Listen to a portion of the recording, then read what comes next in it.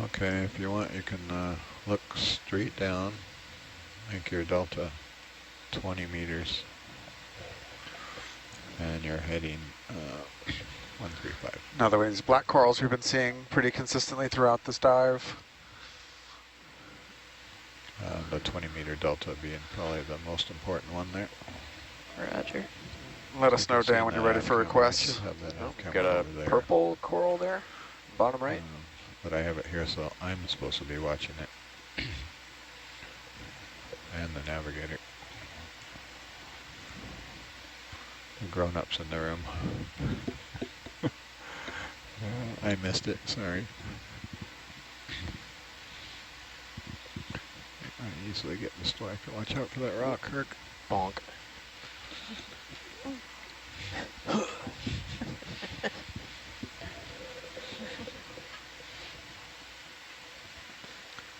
Hey, I can't hear him now. I just good for a second. I'm good.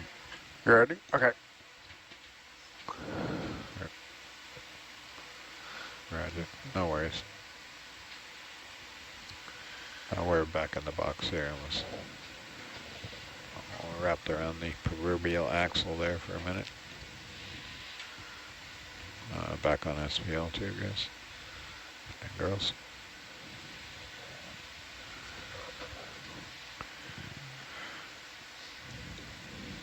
Okay, where were we? Where that? I got complacent there. Sorry, my bad.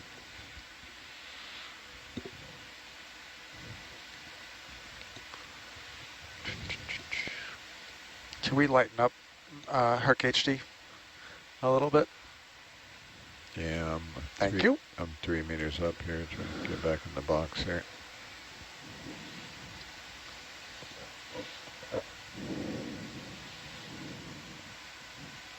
Hope you weren't recording the rail camera, were you there, Amber? I don't think so. What's that? Probably not. Or that you were, and I could use that as an example of what not to do. Whatever the answer you want it to be, it is that. You ready to get rolling again, Dan? Yeah, ready to get rolling. Sorry for that, everyone. I had, I lost the pod up here, and I had Hercules tether wrapped around Atlanta over the top of it. 40150. I had to do a little extreme tether management there. Dan, what's our forward speed here? We seem to be moving more rapidly now than we were earlier. What's And do you want me to maintain the delta at 20? 15 to 20 is our standard. I usually fly a little lower just so we can see. You can tilt up a bit. Yeah, we are, John. Sorry, I was, I got myself wrapped around the proverbial axle there and had to do some extreme tether management to unwrap everything. We had Atlanta's tether. We had the tether up over Atlanta, and then I managed to wrap it around once. It happens occasionally when we get the delta too low, we get Atlanta too low. And then, well, we have to do two things wrong. We have to be too low and too close. So we can be usually one or the other. Like we can be stretched out, you know, and at the same altitude or same depth. But when we're right underneath or right close to each other, we have to be, you know, Atlanta needs to be above Hercules just to maintain that distance between the two vehicles. If they get too close and the current goes the wrong way or I turn the wrong way,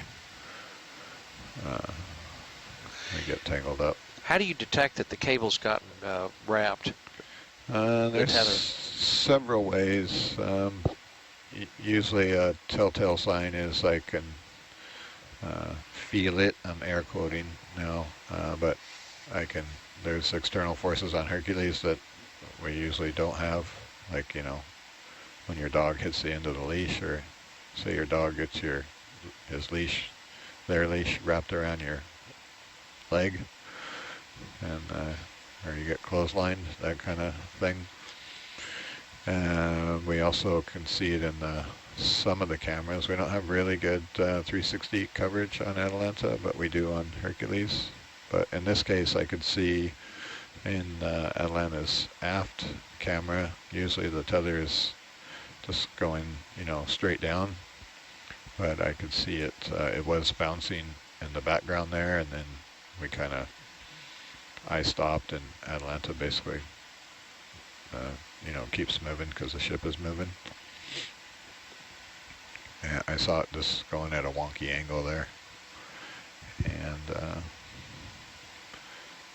we use some of the ancillary cameras on Hercules, the aft looking one, or the two rail cams there that are in front of Chris, to kind of get a peek and see what's going on.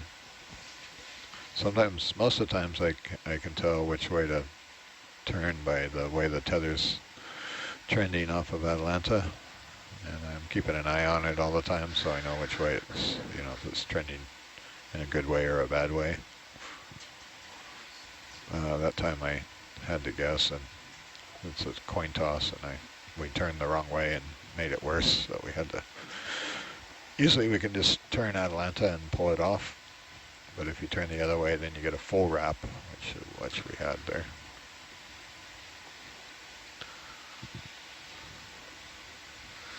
So the Herc CTD values are continuing to fluctuate in a very interesting way. So we might be changing water masses here. When we popped up to do the tether management, it changed, and then it came back down. It kind of went back to closer to what we've been seeing in the last hour or two, and now as we continue to come up, it's bouncing back up again, and we're seeing it across all the Herc environmental sensors. So it's definitely a real change. We're not seeing a single sensor fluctuating or anything. We're seeing some kind of water mass change right here. Do we have Niskins on that we could take? Sorry? Are there Niskin bottles? We do have them, but we're going to use them for just eDNA. Okay. What's water mass, Brian? I don't know. Yeah, so physical oceanographers generally talk about different areas of water with different properties as its own water mass. And so you might have, a water mass that is in the surface that gets downwelled and moves around. And so we define a lot of different kind of three-dimensional regions of the world's oceans as different water masses, whether that's North Atlantic intermediate water or Mediterranean bottom water or Antarctic intermediate water. And we can actually, where these areas get their unique characteristics, we can follow those water masses as they move all the way around the world. And that's kind of the big scale. At a more local scale, you have you can have thermoclines, which are sharp temperature changes. You can have pycnoclines, which are density changes, and all of these different things are separations between water of different properties, which we generally refer to just as a water mass. And these can be super important in understanding the benthic ecology of the area as well, because some of those water mass changes can be barriers in between for larval distribution or for where certain areas the food might be. Let's look at this, please. The stringy purple thing over here, Stichopathes. Roger. I love that name. This is the second one I've seen. Saw one a little bit ago. This is another type of black coral. As black corals continue to be the dominant group of corals we're seeing today. Try and push in there a bit, Amber. I think there's 3 or 4 different species of Stichopathes. Pushing it. And we're still moving down this slope? Up the slope. We're climbing or heading up, getting shallower as we progress. Hey, is that a crab with a... Yep, that's the little hermit crab off to the right with a Pogorid. little bit of... Is it a decorator? Yep, he's got a sea anemone on his back. And I didn't know this until recently, but I had always kind of assumed that it was they just had a shell like a normal hermit crab, and then the anemones grew on top of a shell. But no, those anemones are actually specialized to live on top of the hermit crabs and to sort of take the form of a shell. All right, I think we're good here. Thanks. I'm going to chase the crab for a second there, okay. maybe. It was Yeah, I don't see them anymore. Gone. Really? Hiding in a hole somewhere. Yeah. Oh yeah, that's way louder. Okay. No, that's Crab fine. totally photobombed your coral Yeah? thing there. And then ran away. Like gone. I'm going to do a US DVL reset. What's that? DVL reset. Sure. Bam.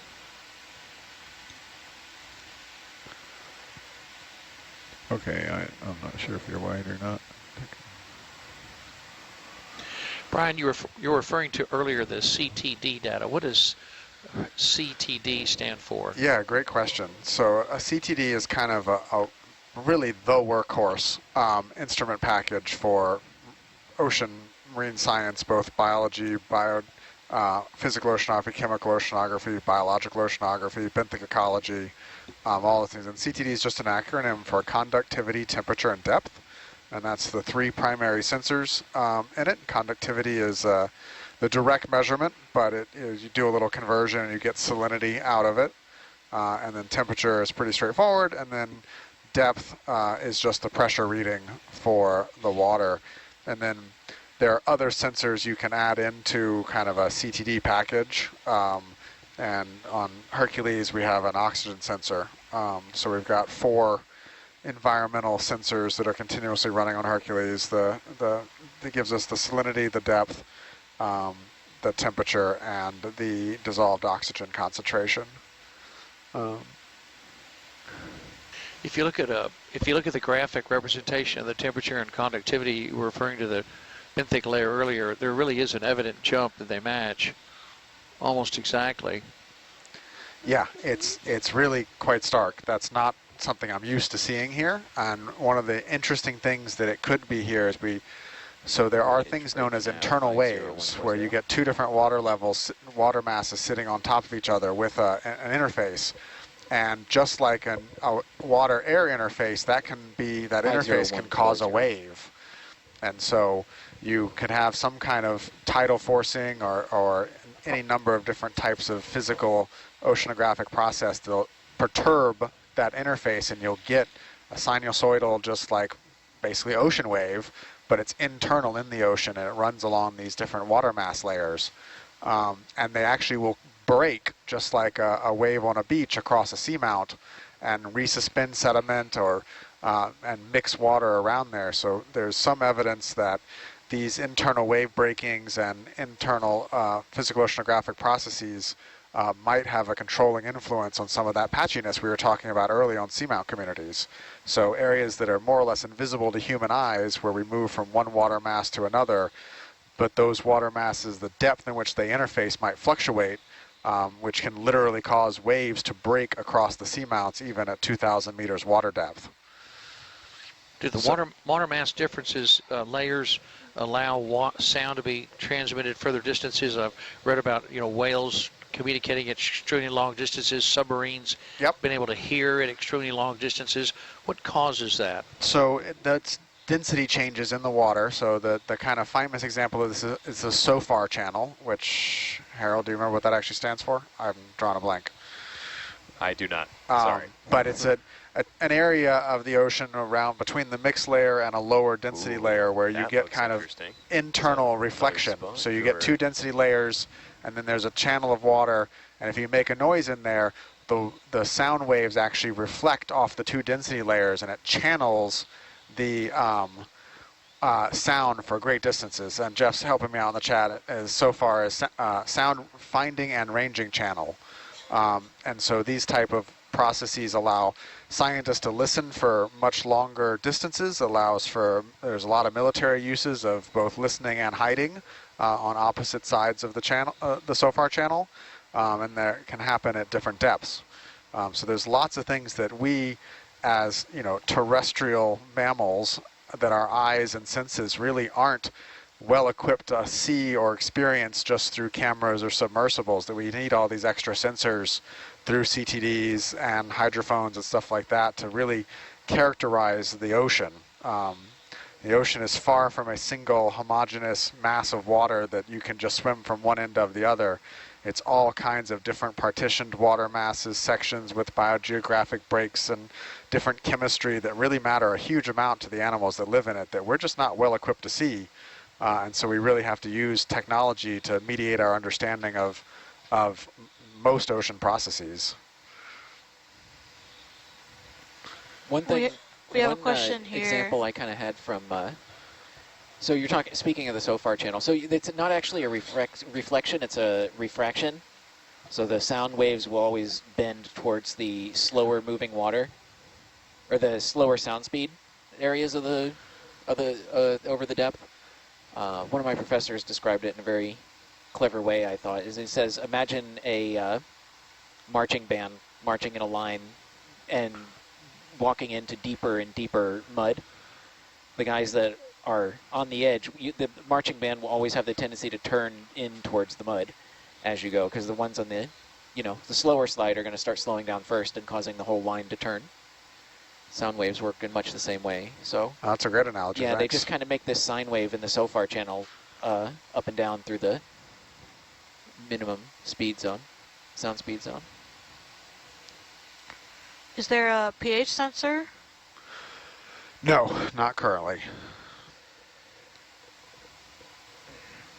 But another really good sensor for helping understand ocean chemistry. Especially given that the pH of the ocean is changing with ocean acidification, and we're still trying to understand how that might affect organisms in the deep sea. There's quite a bit of research on how it's affecting, we have a big coral coming up here. Mussels and pteropods and shallow water corals, but the pH take change a quick zoom on in this? the deep ocean has not received as much attention. Roger.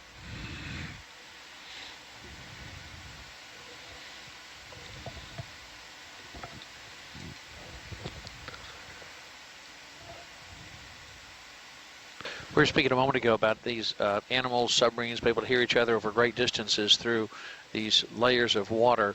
Are you aware of the incident a couple of years ago when a white shark was attacked by orcas off of the Farallon Islands? On one side of the island, a great white was killed by a group of orcas, and all the great white sharks vanished around the entire island. Somehow they were able to hear or communicate and knew that another great white had been killed on the far side of the island, and that was when the seals were breeding. So it's great hunting for the white sharks as well as the orcas, and all the white sharks vanished. Wow. No, I hadn't heard about that. Another big bamboo, branching bamboo here. Zoom in there, Amber. Okay, zooming. Go full zoom there. You can see off in the background there's another sort of hairy looking base of one of these large glass sponges. All right, I think we're good if you need to get moving. Roger. Coming wide.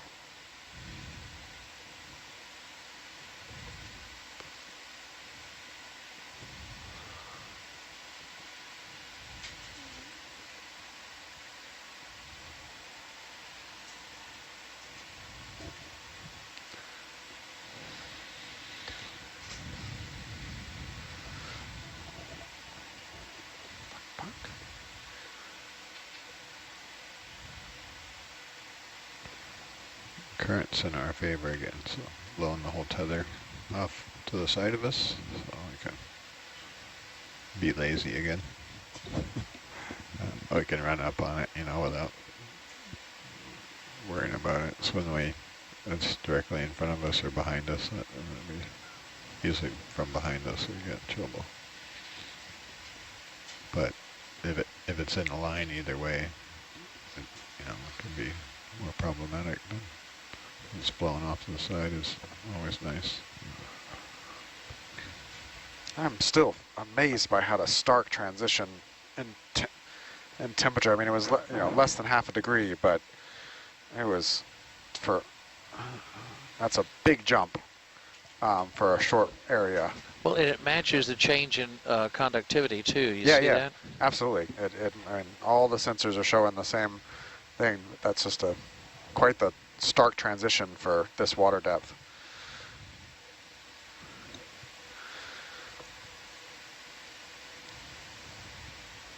Ridge nav 50140. 50140.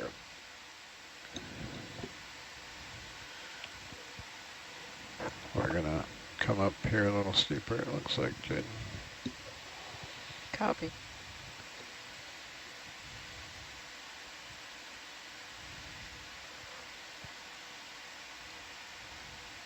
But Brian, in that same layer that we see so clearly in the graph, there was definitely an increase in the number. There were these little white spots that were, I watched them for a minute and thought they were dendritis coming down from the surface, but they were free swimming, looked to be like little shrimp.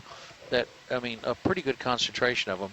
And they appeared fairly quickly and then disappeared as we dropped out of that layer. Interesting. You know, when you have a density layer in the ocean, you can get floating particles get trapped there. Basically, they don't cross the water mass. So this is our first Metallogorgia of the day. Thanks. And what's the common name for that? Does it have a common name? I don't think so. Actually, now that I think of it, we did see one earlier. It was we did. We saw. I think you were gone, but Okay. yeah. Purple one in the back. Yeah, let's take a quick. Yes, I'd like to take a quick look at purple too, please. So, like, you see a really strong picnic line. You can see in like the cenotes in the Yucatan Peninsula of Mexico, where you'll have pure salt water and pure fresh water sitting on top of each other, and like the density discontinuity can be so strong there that you can have leaves and everything. It looks like a false bottom. You think you've reached the bottom if you're diving, and then realize that it goes down quite a bit more. So yeah, here we have a baby Victorgorgia, little recruit. It's already got a small sea star living with it.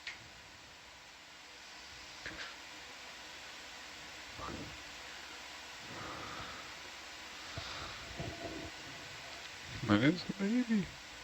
All right, thank you very much. Yeah. Okay. It's so interesting to see these super small coral recruits that already have associates on them. Yeah. Like, how do the associates find these tiny corals? Great question, Harold, especially in this vast ocean. How in the world do they find each other? How did that anemone find that hermit crab? Or vice versa? So yeah, I hadn't really thought about that either. That's, yeah, I don't know. Another Stichopathes.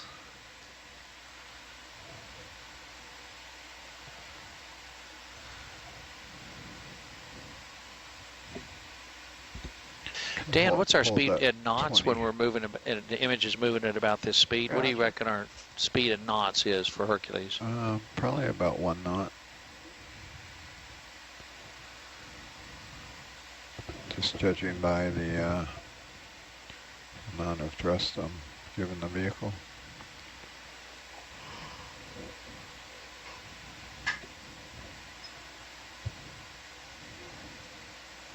I've only managed to break the 2-knot barrier a couple times with this vehicle. And the current nav setup we don't have a, we used to have our DVL would tell us our speed over ground, the Doppler on the vehicle facing down, but current nav doesn't have that for some reason. Visually, you can see we're moving a little faster, but yeah, as we stop there to look at something, Chris is, keeping the ship moving all the time, which means Atalanta's moving all the time. So I try to stay about 20 meters out in front, have a little tether in the bank, as we say, so we can stop and look at things, and I'll, if we can, I'll move a little faster to get back out in front again. big, pretty bathypathes. Looking at the bottom here, team, what is the white? It looks like sand, but I don't imagine it's sand. What is that between the rocks? Is it sand? Is it dendritis? Just that, the snow that filters down constantly from above? I mean, it's broadly sediment. What its exact composition of, it could be a lot of things depending on where we are, and I'd have to go There look you go, Dan. or look it up for what's expected here. But deep sea sediments are classified generally by how much, what they're consist of, and they all kind of look pretty similar visually until you get them under a microscope. Yeah. I think if they have more than, 30% biogenic material, they're considered an ooze as opposed to a sediment. I think it's 30%. You're doing. You can have a calcareous 0.25 ooze meters or a a second. siliceous ooze, depending on what the primary biological input is. But there's also like just ground up rock and sand and Right. other kind of all counting. And what the exact composition of this is, I don't know off the top of my head.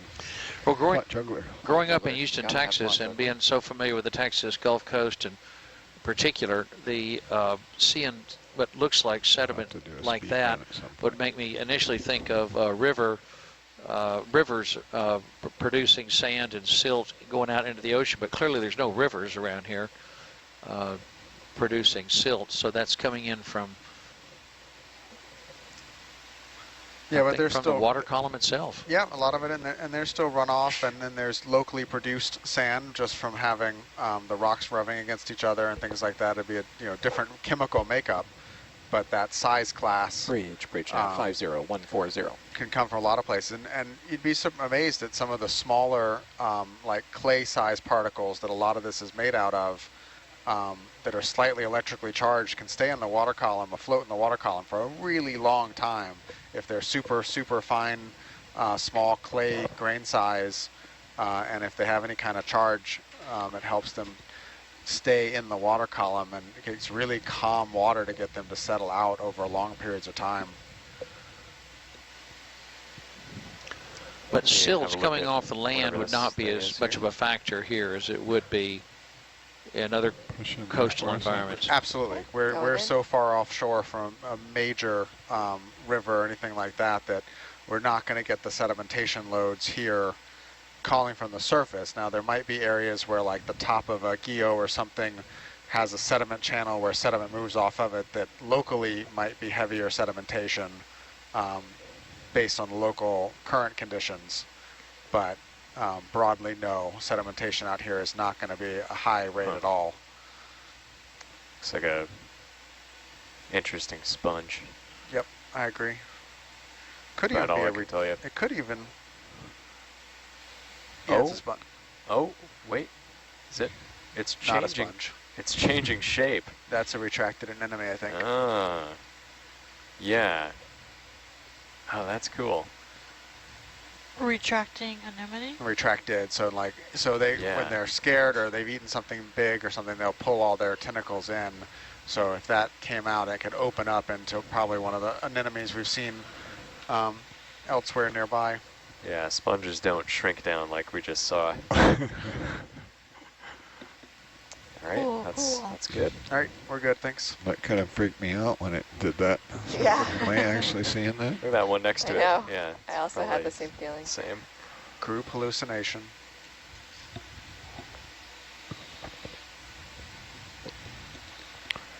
Harold, where are all your fish?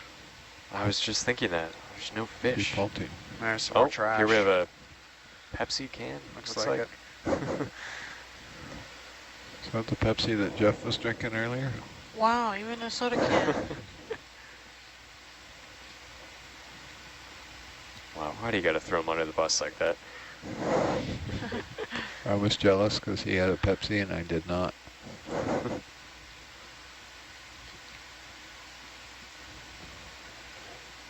Wow, this is So we are at what depths? We are currently at 1837 meters.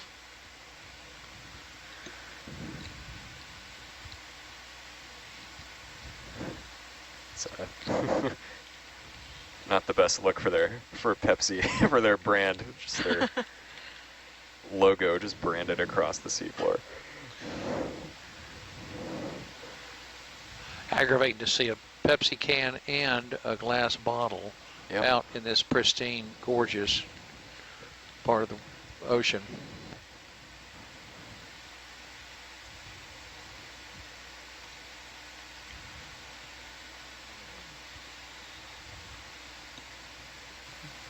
Can these feather stars swim? Or is that a different species? Yep, they can definitely swim. So all of them can? I think so. Cool. Yeah, so the feather stars can definitely swim. And even some of the stalked crinoids, I don't think the ones we're seeing here, but some stalked crinoids, the way that they attach to the bottom is they have sort of like claws or legs, and they can actually crawl to a new location. Wow, that'd be I don't know interesting if they to can see. swim though. It's pretty weird to see because it's this weird, it's a stalked animal, but it's sort of scooting across the seafloor. And some are pretty attached. There's some can walk, some can't of the stalked crinoids. But yeah, all the comatulid ones definitely can walk and swim. They're so beautiful when they swim. It's really amazing. They're such graceful swimmers. There was a really cool study that I saw a couple years ago about these Arctic sponges, and the scientists had taken a bunch of images of them on the sedimented seafloor, and they found tracks behind them and determined that very, very, very slowly some of these sponges were able to move across the seafloor. Just crawling at less than a snail's pace, but the tracks were pretty clear. And they went against the prevailing currents, and they ruled out some of the other possibilities, but what do you know? Some sponges move. Another big glass sponge coming up here. That is something I had never heard before, Harold. And it's also interesting that the tracks survived that long and didn't fill Yeah. in. Yeah, it's pretty surprising. Another euplectellid sponge. Bridge now, 50145.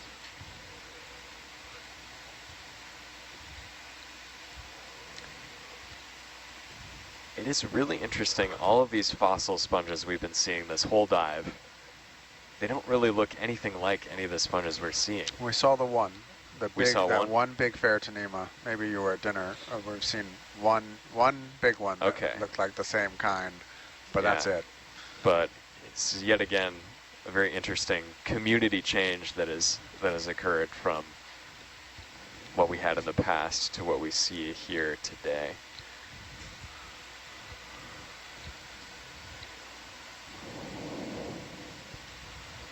Or maybe it's just something about that particular type However, of sponge that I think preserves is a well. new type of sponge for this dive. Sorry, did you want to look at something? Yeah, I was, bottom left, back up about half a meter. Roger. What would you spot there, Brian? I think a new type of sponge for this dive. I was looking Right. at gauges and I just saw some There. purple on the screen. This one here. Yep, right on the lasers.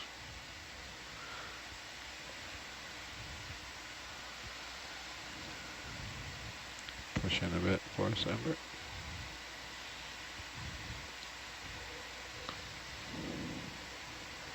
Oh, Oh, that's good, interesting. thanks.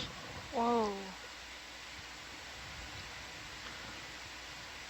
I first saw it, I actually thought it was a Walteria, but Yeah, I It's was about not to say that. I was about to say the exact same thing. It looked like Walteria from a distance, but I think still a euplectellid, yep, but one of those other right. one Thank of you. those other genera. Okay, thanks, Amber. What's Walteria? Walteria is another type of euplectellid sponge, and it has a very distinctive sort of long, skinny shape. And the top of it comes to a point, but the one we just saw is more flat on the top. Thank you. And Walteria also has sort of a larger mesh structure, I guess you would call it, in the skeleton.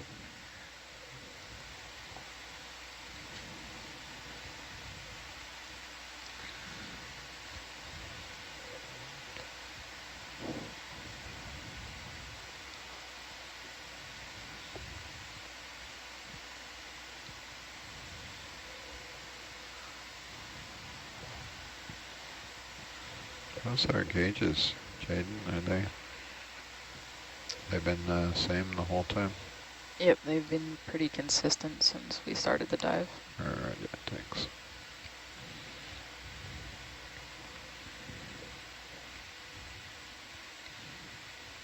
I can't quite see them over there. I can see like general, but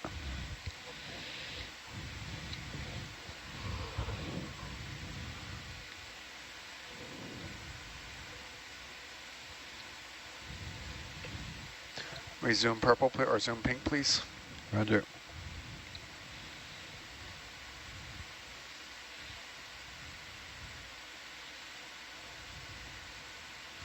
Okay, Amber, push in a bit there, please. Okay, going in.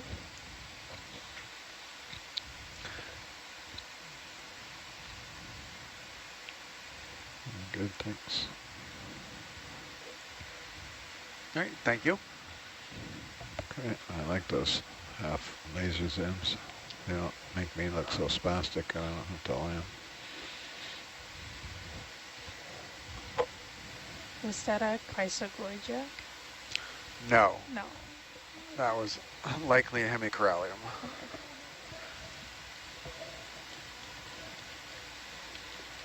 Yep, hemicorallium, says Steve Oskovich. Oh, the East Coast is picking up, or waking up. Hi, Steve. Yes, I agree. Hi, Steve.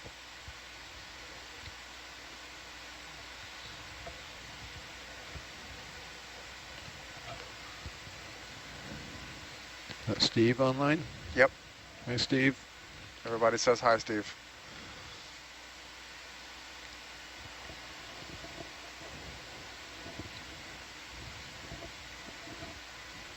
So for our viewers, we are halfway to waypoint 5.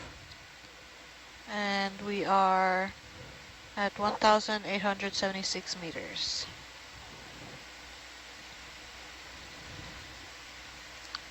Steve says hi back, control room.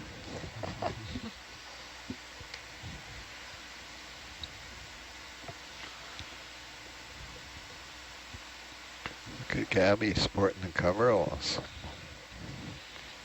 She's Ripley. Yeah, that's her costume. Total Ripley. Yeah, Yep. she is. She's got all the patches and everything. It's pretty Oh, awesome. now I get it. I was going to say, is she going to climb in that winch and get working on it?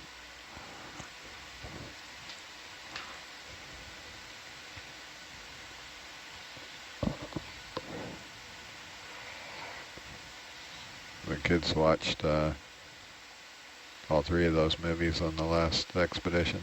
Oh, great. They should watch number 4 too. Also very good.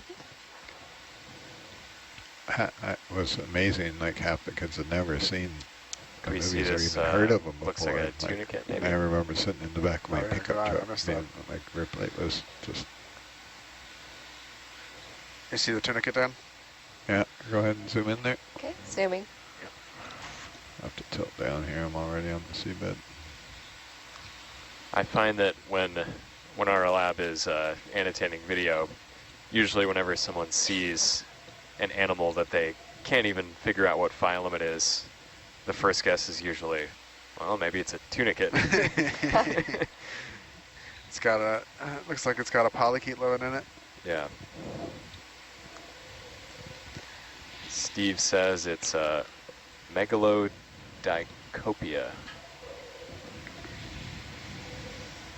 Thank you, Steve. Bridge now.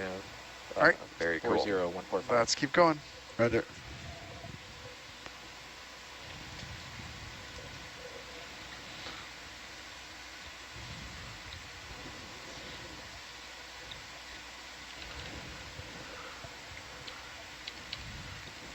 And believe it or not, a tunicate is actually a chordate, so it's more closely related to you and me than it is to all of these corals and crinoids and sponges we see around it.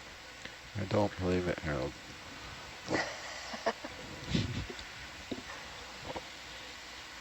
But I do have sponge brain a lot, so.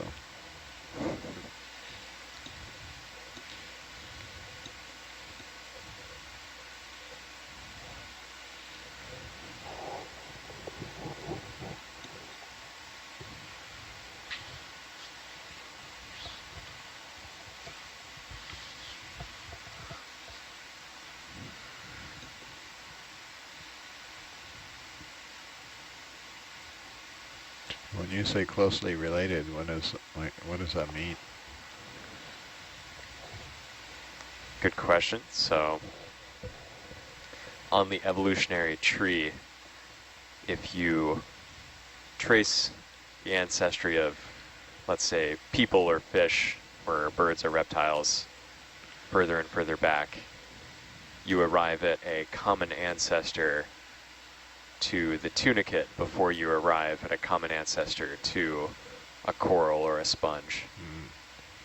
There was an organism that branched off, eventually becoming tunicates and people, that was more recent than whatever branched off to become cnidarians and people.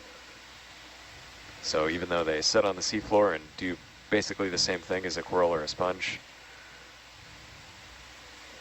on a very fundamental level, they share some characteristics with us. And I'm trying to think back to Bio 101. You know, you've got the notochord, the dorsal hollow nerve cord, basically a spine-like structure. But not a spine. But not a spine.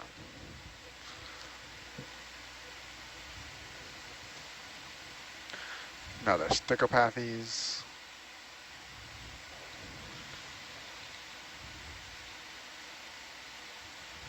Nice. We have a slightly different looking cucumber up top.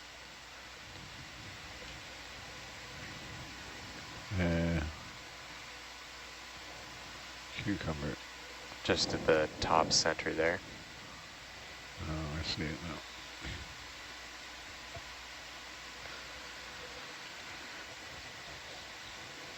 We have Just a quick zoom. It actually looks similar to some things we've seen. You want to push in on it there a bit? Okay. I can't see much from the little camera down here. Just happen to have it centered up.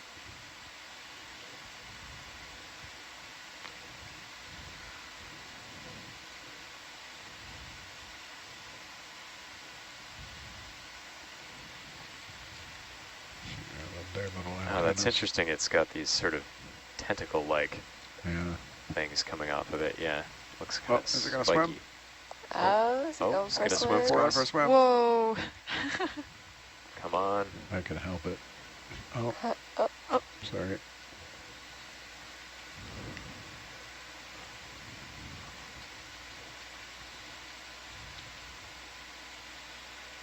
Nope. Maybe not.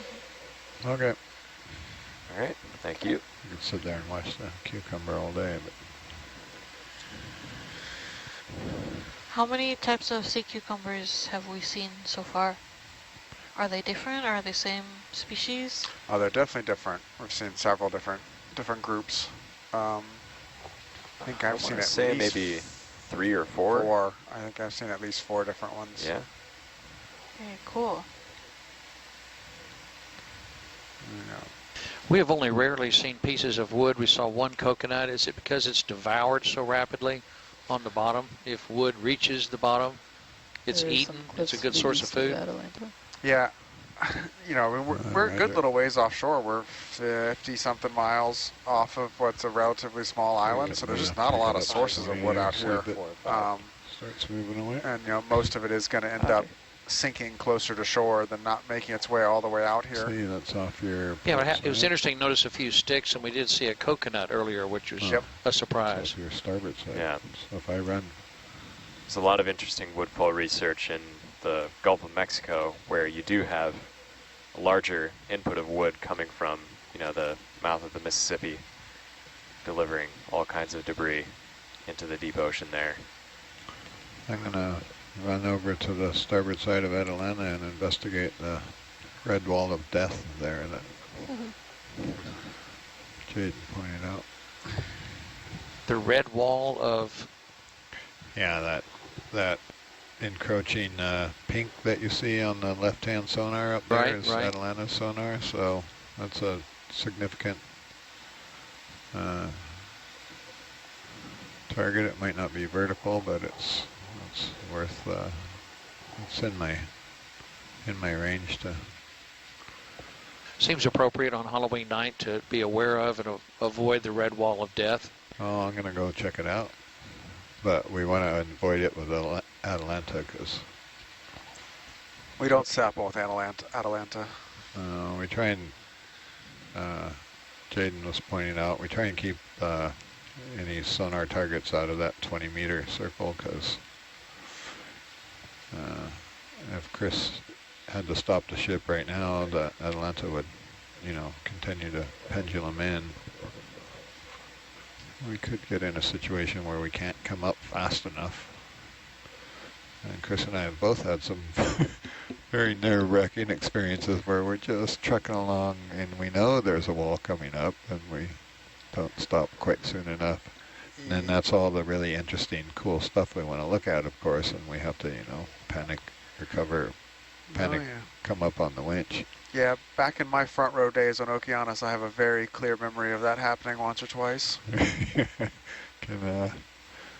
Especially after like hours of boredom crossing, flat mud plain, and all of a sudden there's this beautiful cliff and all these animals and you're winching like mad to get away from it. It's backing off already on the sonar. Yeah, so Jaden just came up just a bit. So it's looking above it now at the sonar. Oh, if you're safe, can we look at the urgent thing bottom right? Sure. Not sure what it is yet.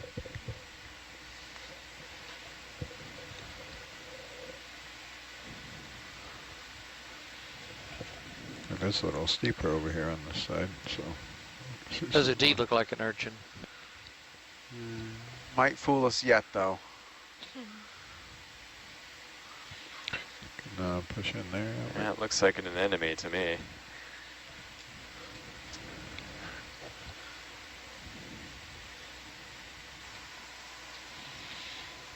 Tighter shot if you want.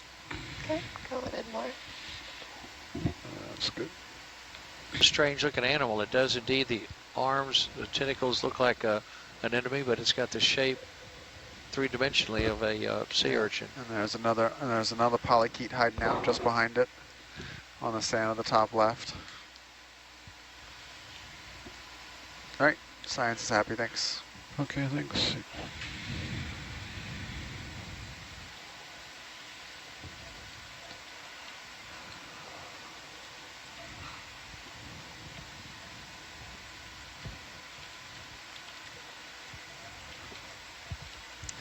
My eyes are starting to play tricks on me, all these fossil sponges. I feel like they look more and more like whale bones every time I look at them. Yep. I want to, we'll pause after this move is complete, Chris, Yeah. and let it swing in for watch change.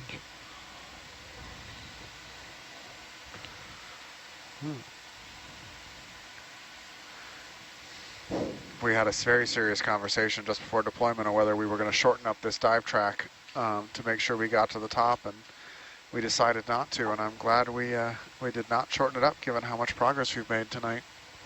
Yeah, we've been making up for last night. Yeah. How far did they make it on the dive? They got up to the summit. They did? With time to look around, yeah. Sweet. And it was a pretty epic summit, too.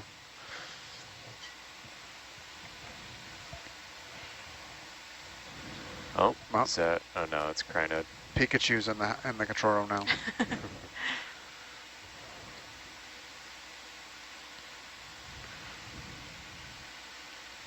All right, this was the sonar target we were seeing here, I think. This is the red wall of death. Yeah.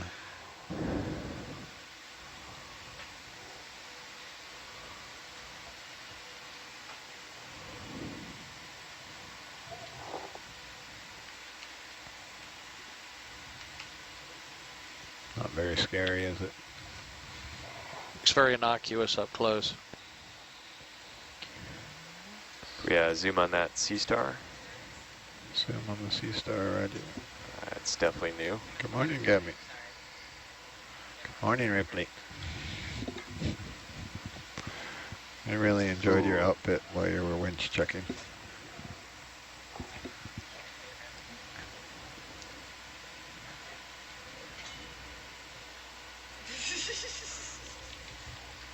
Just imagine the alien coming out, getting the fire extinguisher out of him. Totally.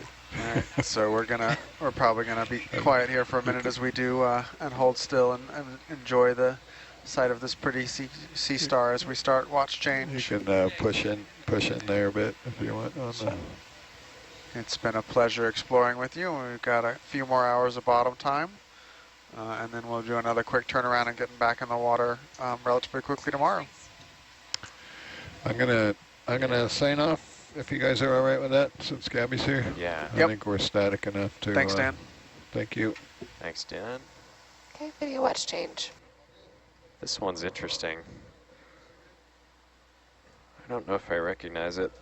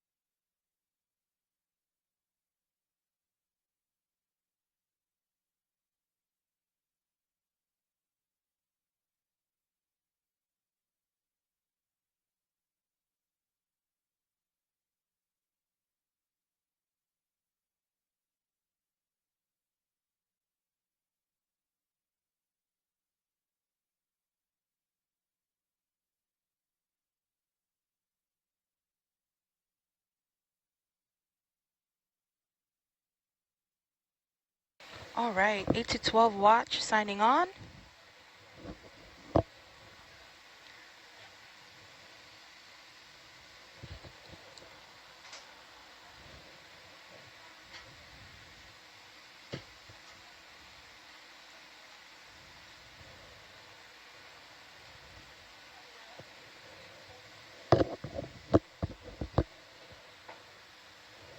All right, team, are we good to go? Yes. Okay, perfect. So we're gonna do like a little bit of introduction, name, what role you're in, your seat, and what you do on board the Nautilus. So I want to start from the back. Sure. Sure, let's go for it. I am Jeff Drazen. I am a professor at the University of Hawaii, and out here I am one of the science team leads. I'm a benthic ecologist, and I specialize in studying deep-sea food webs and deep-sea fish ecology. All right, awesome. Okay.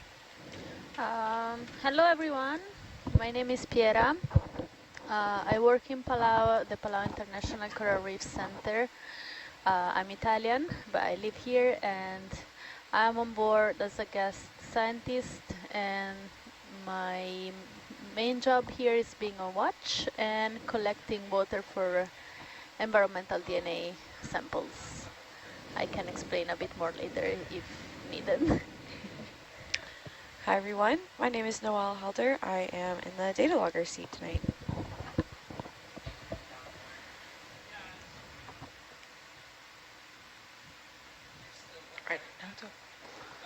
Hey everybody, this is Derek Sowers.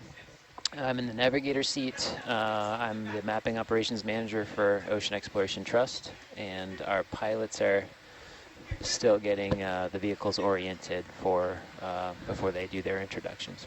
All right, awesome. Max. All right, I'm just gonna introduce myself while the pilots are getting oriented. My name is Max. I'm in the video seat, and I'm a video engineering intern on board the Nautilus. All right, awesome. My name is Lottie Halleck. I'm from Pago Pago, American Samoa. I am the Science Communications Fellow here for the first leg of Lebu's voyage. So currently we are exploring an unnamed ridge north of the Velasco Reef. Did I say that right? Yeah, Velasco Reef. We are at our dive point 5, and we still got a ways to go. So if you have any questions about what we're doing, or about the team as well, please set them in the chat. We'd love to hear from you guys. All right. Derek, Yep. Where are we going? Towards waypoint 6. Okay. So let's do 137 for heading. 137. Nope. Science. Numbers. What are we getting into here? Well, we're heading uphill towards along this ridge. I think we have one rock sample from earlier, so at some point as we get a little closer towards the end here, towards waypoint 6, I think we're going to take another rock sample. I'm on duty, so we're definitely on the lookout for fish. Okay. And yeah, if we pass waypoint 6, we're going to just continue uphill. So yeah, there's a little saddle after waypoint 6 downhill, but it's pretty small, and then there's plenty of room to keep going up to these higher parts of the seamount. Gotcha. And we are shooting to be on deck at midnight. Is that right? Yes. Okay, and what does that make our turnaround time?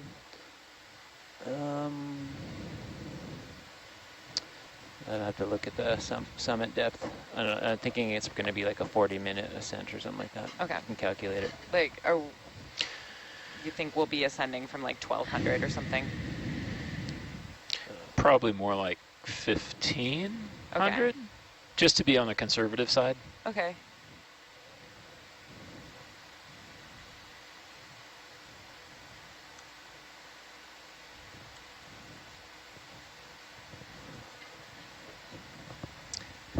Sure, I'm ready for a move whenever.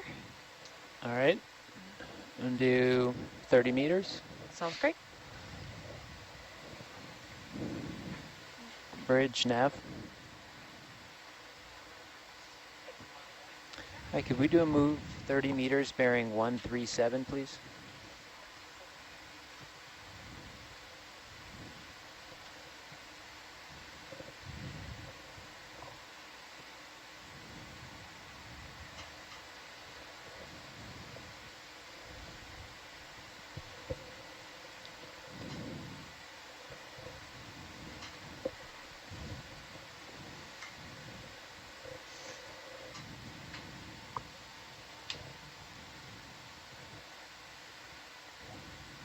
What's our speed?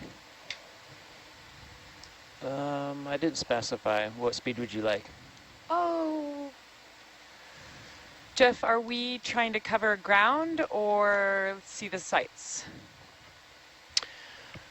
We're mostly trying to see the sights right now. Okay, point two is fine. Point two. Go for zoom video. Zooming. Bridge nav, if we could do that at 0.2, that would be a good speed.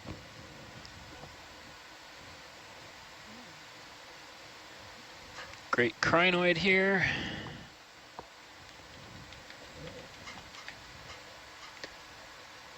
It's been a lot of sponge stalks in between the rocks here. Also pieces of wood mixed in, and I frequently get mixed up on which ones are which from a distance. Go wide. Going wide.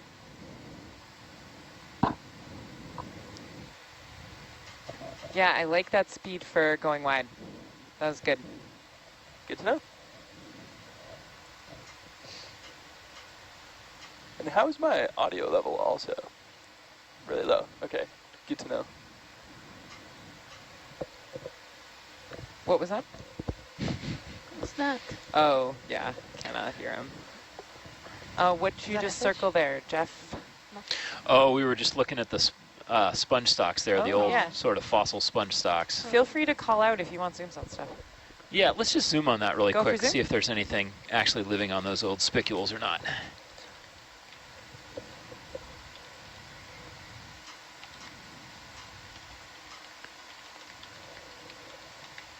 Yeah, this looks like the old remnant of what we call the skeletonema sponge.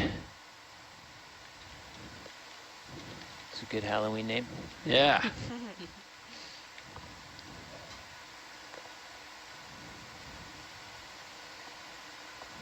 It's great. Would love to know how long these things actually last before they decay away down here. Well, is that manganese encrusted? Is that like super, super old? Yeah, I can't quite tell if it's manganese encrusted or not. Okay, go wide. Going wide. If it is, then it's exceedingly old.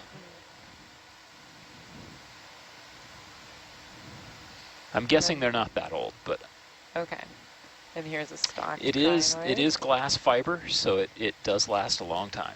Okay. From looking at the live feeds, how can we tell that it's glass fiber?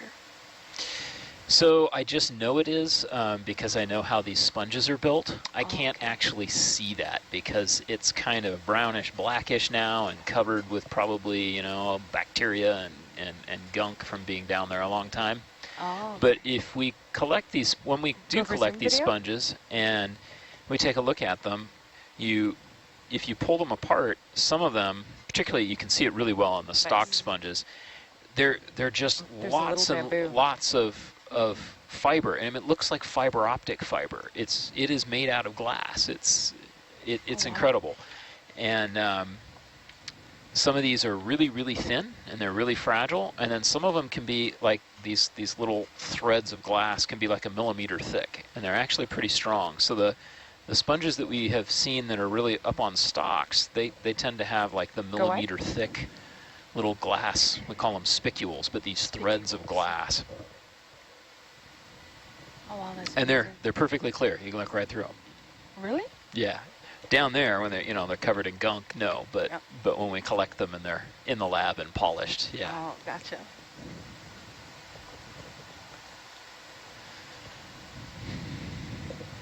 Oh, do I see something purple? Oh, maybe a sea cucumber. Here. What's your ascent rate been lately? We're going to be light, so it'll probably be around 30. Okay. I haven't done an ascent yet, but we can do 30. Go for zoom. Zooming. Maybe plan for like 26, 27. Alrighty.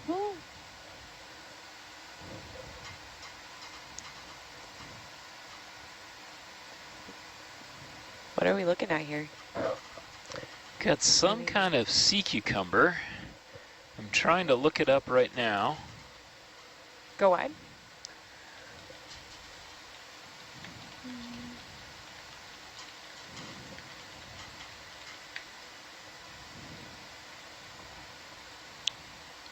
Sea cucumbers.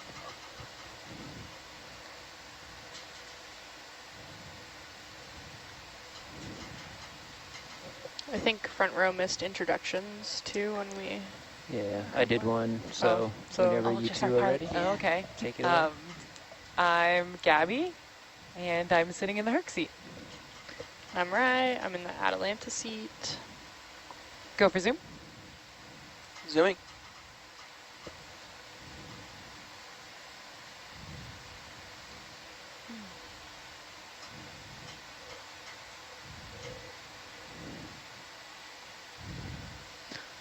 Okay, go wide.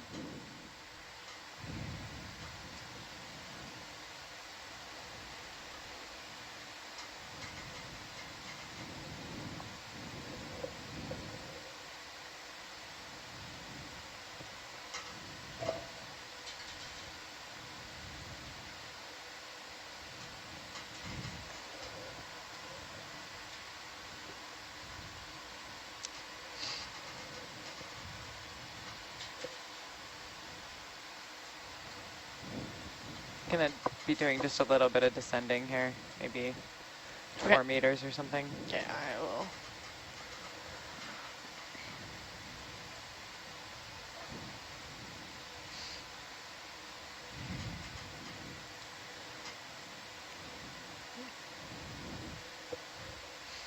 Alright. Would you like another move at this point? Yeah, go for it. Go for zoom. Zooming. Not that one. Cool. Black coral with a cyanoid close. on it. Yeah. Piero, I need to get you this guide. A bunch of stuff. This is Yeah, on let's here. look. Bridge nav. Is it online? Yeah. Looks like more of those yellow We crinoids do that we saw 25 earlier meters, too. bearing It is not. 137. I'll get you a copy of this. Can you push in further? What's that falling Totally. off of it at the bottom? Brittle star. Oh. They like to bail when you like get near them, start to disturb the water.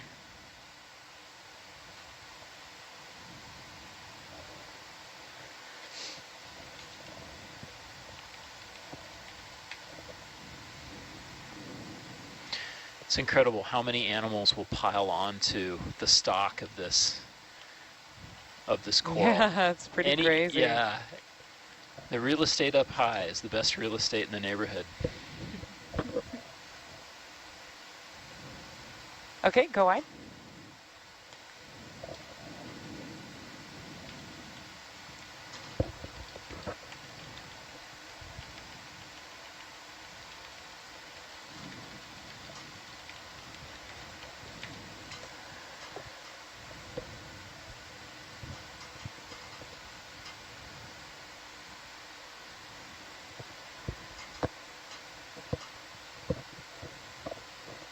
You know the lasers, so we do use them as a ruler.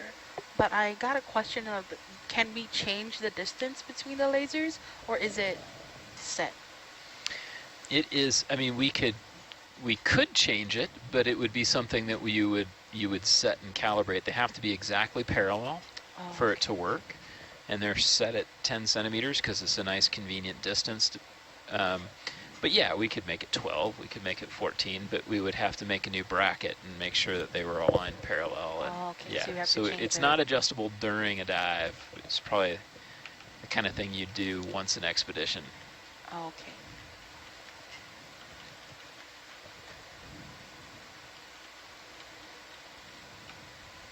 is if you change it mid-dive. It's going to mess some things up. Yeah, definitely. Not good.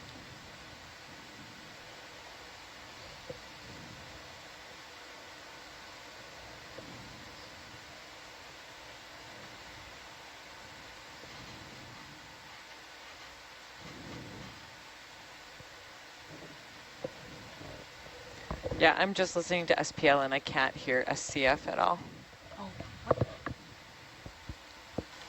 Copy that. I will start bumping people even more. Can you all hear the other back row seats, front row? You guys can hear me? Yep. Can you hear me? You're very faint. Faint? Yeah, quiet. Try putting your microphone a little closer. Can you hear me now? Yes. Okay. Can you hear me now? This is Lottie. Testing, testing. Yeah. Okay. Just gotta put it closer to them. Appreciate the heads up, right? Do you mind if I reset your DVL? Go for it.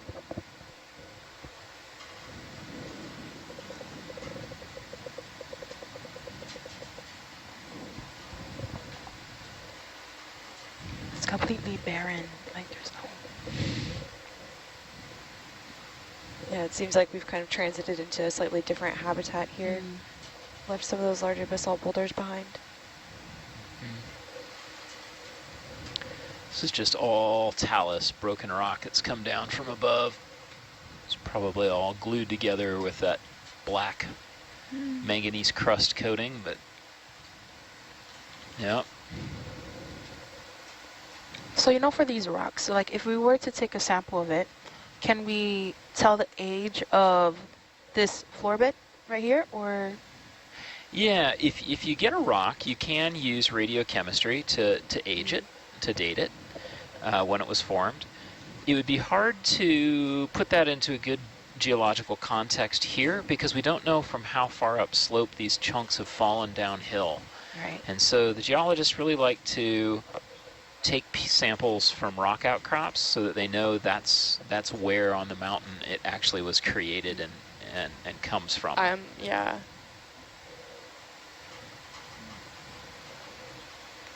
Can we check the stem of that So crinoid? I can come Sorry. up at this too. What's that? Sorry? Can we check the stem? Yes. Thanks. Stem zoom. What are we looking for on the stem? If there's any amphibians on it, anything attached? Go for zoom. Zoanthids and things like that, yeah.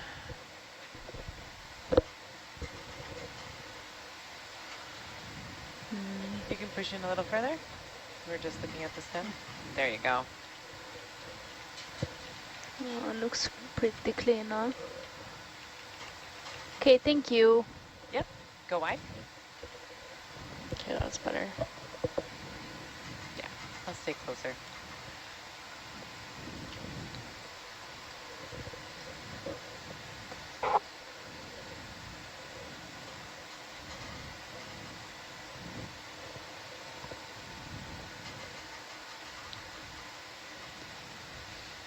Jeff, do we always see these crinoids growing up on stalks like this, or do you get them growing in other forms?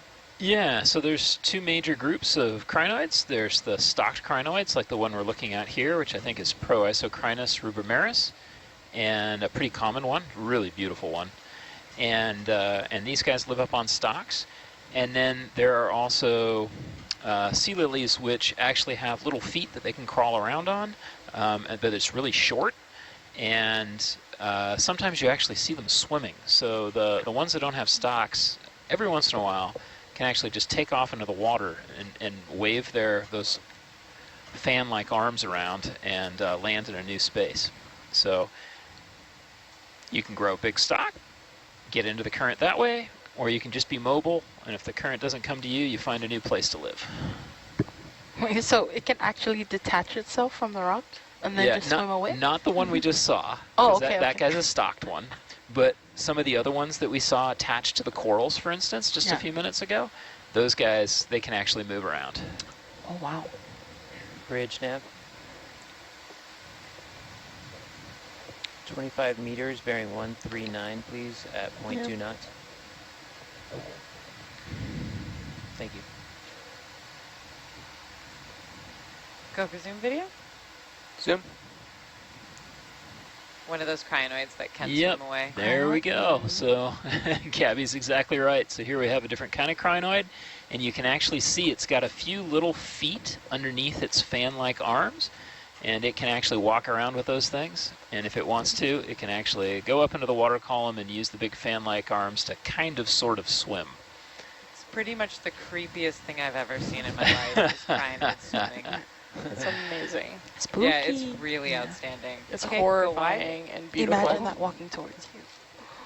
Okay. I think a pycnogonid just walking is scarier. What's a pycnogonid? The sea spiders. Oh, yeah, definitely that one. That one sticks out. I think that's a nightmare on land. Polychaetes swimming gives me the willies, for sure. These are all Brian's most beautiful things. You know, some of those swimming polychaetes, Yeah. they're so cool. They're swimming along, and if you, we can't see it because we have the lights on, but scientists realize that if they get perturbed or spooked by like a fish or an ROV arm or something like that, they shoot out a little bomb of bioluminescence. It's this Really? little sack that shoots out behind them, and they swim in the other direction, and then it to opens distract up. us. Yeah, it opens up and then just flashes. Oh, But that's we amazing. never see it because we usually have We've all got our lights. lights on. Oh, that's too bad. That's amazing. Yeah. What is that? Is it? I think it's also yellow bioluminescence. Sorry. Which is also a little atypical. Yeah, no, we can absolutely look at whatever you want. That is what we are here for. You do not have to be sorry. Go for zoom. Is that a tunicate? Oh, Yeah, there we yeah. go. Probably Megalodicopia. Another filter feeder. It's got a And little the brittle brittle star wrapped around the base of it. Is that above also brittle star? No. Oh, that's a brittle star up there. We Yeah. got a couple brittle stars on the rocks. Yeah. Oh, yeah. Mm-hmm. Can you can push in further. See some of those brittle star arms.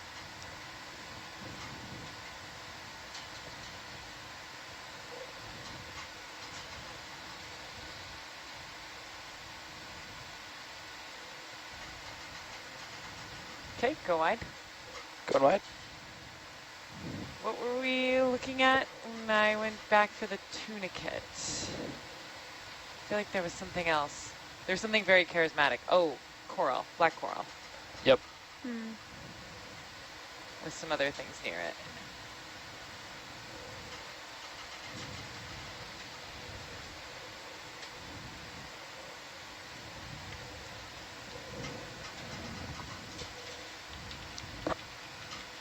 So we know there's a lot of corals here, but are there any type of fish that we've seen so far? Go for zoom.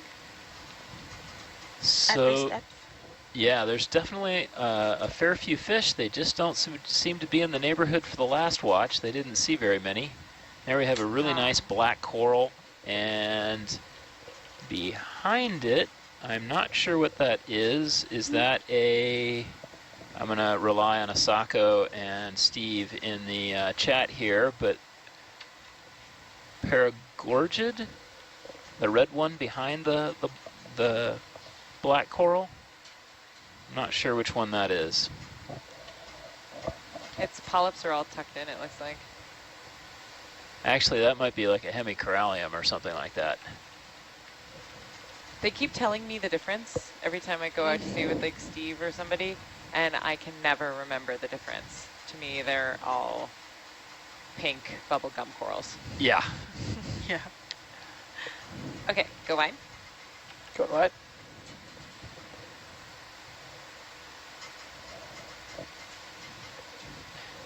I think, you know, identifying things in the deep sea is so much harder than on a reef, for instance, because on a coral reef in shallow water, all the animals are advertising to one another using vision. And we use vision. We're visual creatures. And so you look at the broad stripes on a fish, and you know it's different than some other one with a different color pattern. But down here, where these animals really can't see each other, they don't invest in their external appearance at all. So it makes our job... That's a really interesting way to put that. Yeah, it makes it really hard for us to tell them apart. I presume.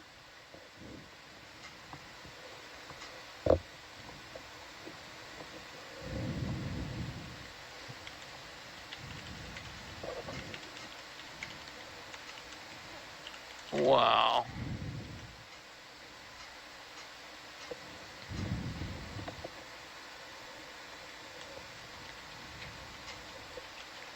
What type of coral is that? Well, I think it's Paragorgia. I'm hoping that maybe some folks online can help. Yep. Paragorgia, maybe. Hard to tell, is what Asako is saying.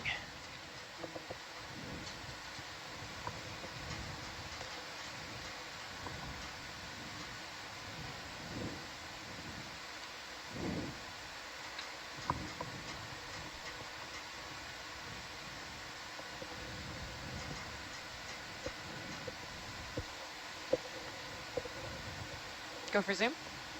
It's open. We're going for that whitish one. Oh, bridge keep now. Going in. Squat lobster, maybe. Yeah, we have a nice chirostylid crab, little squat lobster on top of this coral.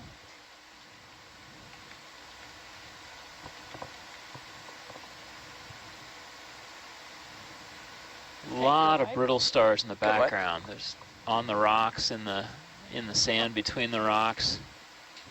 There's actually quite a lot of life here. It's just smaller things. You know, I noticed there's a lot of brittle stars. Like, how is it possible that they're able to live at this depth? Yeah.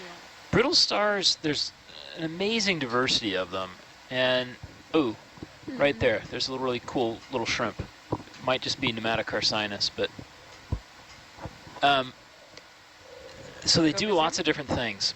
There's a number of them that spread their arms out into the current. Oh, that's a pycnigonid. That's a sea spider. This is definitely the Halloween. Right now. Oh yeah, look at that. I would not want to see that in my house. That is a really large sea spider. It is more than 4 inches across. Yeah. They're actually not related to spiders on land, and that long red thing coming down from the front is the proboscis. That's its mouth parts, and many of these sea spiders eat invertebrates. They particularly like to put that proboscis into the side of a coral polyp or an anemone and eat it. Go wide. Go wide. And they're really fascinating in that the male carries around all the eggs and offspring, not the female. And the little babies hatch as little developed spiders. Oh God. I'd like to think Derek manifested that.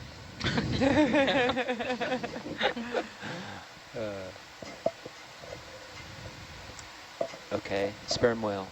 Good call. Good call. What's that? No.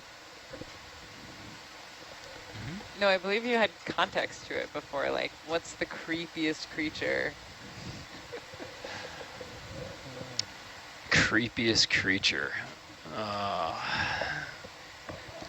Sea spiders are up there. There's no way they're creepier than crinoids, though. Swimming crinoids are the creepiest, objectively creepiest. Like if a spider moved like a crinoid, I would die. Hagfish are pretty creepy too. I would abandon life on land is what would happen. Hagfish are not uncreepy. Yeah. Okay, go for zoom.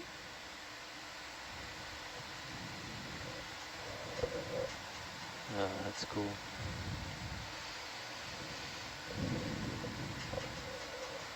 Okay. Little euplectellid sponge, glass sponge. Oftentimes there's a little animal living inside. A small crab. Looks like maybe that we can see one there. Yeah, if we can zoom in a little bit more. There's something. So those, yes, that is a shrimp. There's you can someone see in it's there. the white part on the top is the Yeah. head and the body, and you can see its Pushing further? arms We're at right That's up all you got. That's all I got. there, and there are the arms. Good focus. Good iris on That's this. great. So that little shrimp starts out life inside of this glass sponge, and it cannot leave. It is trapped inside with its mate. No kidding. Oh, really? So once they adopt life inside the sponge, it is forever. That's Sounds- wild. I sound- never would have guessed that. That's a commitment. Yeah, the sponge grows a What's that? network That's a of commitment. spicules. Yeah, it is. Yeah, it is living in a glass prison. Has no predators. Exchanging freedom for security. Glass Yeah. prison. Very, very metaphorical. Freedom for stability, you know? Yep. Yeah. Little meta shrimp. That is so interesting. Oh my god. Is it known how long they live for? I don't think any. longer than free shrimp or whatever, like shrimp outside the sponge. You know, I don't know that we know that, and I don't really know how long they live. I would imagine that if the shrimp inside the sponge died, that new shrimp would probably recruit to it because they can get in when they're little tiny larvae. Mm.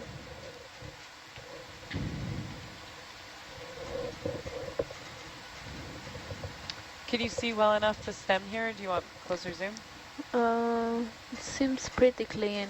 You can zoom in a little more. Good, right there. And Yeah. I can Yeah, cannot see anything on it. Yeah. Okay, go Thank on. you. And you're interested in the stems of crinoids Um, or everything? well, yes, yesterday one of the scientists ashore was asking for that. Okay. So I'm just looking if we can see something of interest. Okay. Thank you. So one of our scientists, Asako Matsumoto, who's joining us online, is definitely voting for most creepy creature as the giant isopod.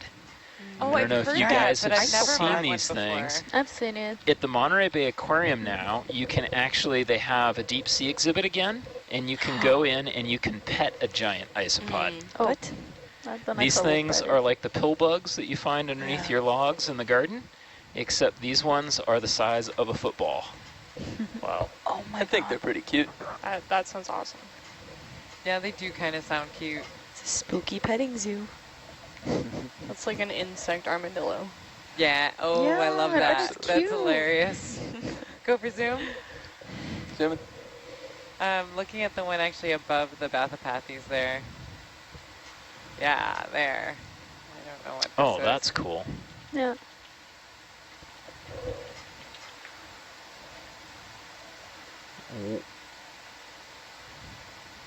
I'm afraid I do not know what coral that is.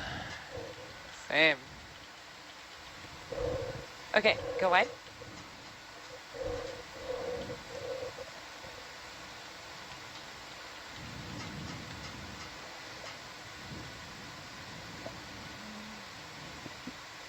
Bridge nav.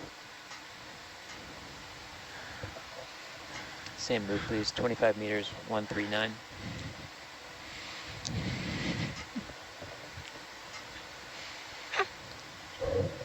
Now that I think about, yeah.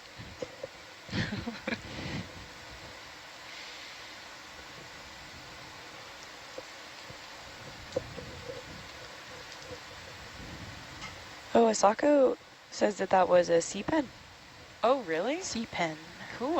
Oh, I guess Okay. that explains the bulbousness at the bottom. Yeah. Yeah. But That it makes was, sense. wasn't it on a rock? Anthoptilbum, maybe? A rock pen. Okay. Okay. What's that?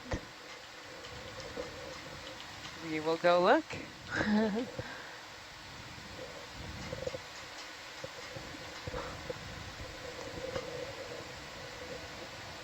Go for zoom. Oh, pretty. Wow. Go a little closer. Very cool anemone here. You can push in a little further.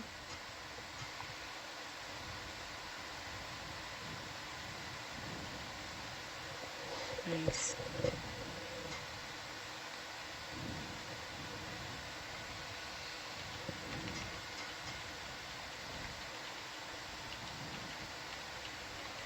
Okay, go wide.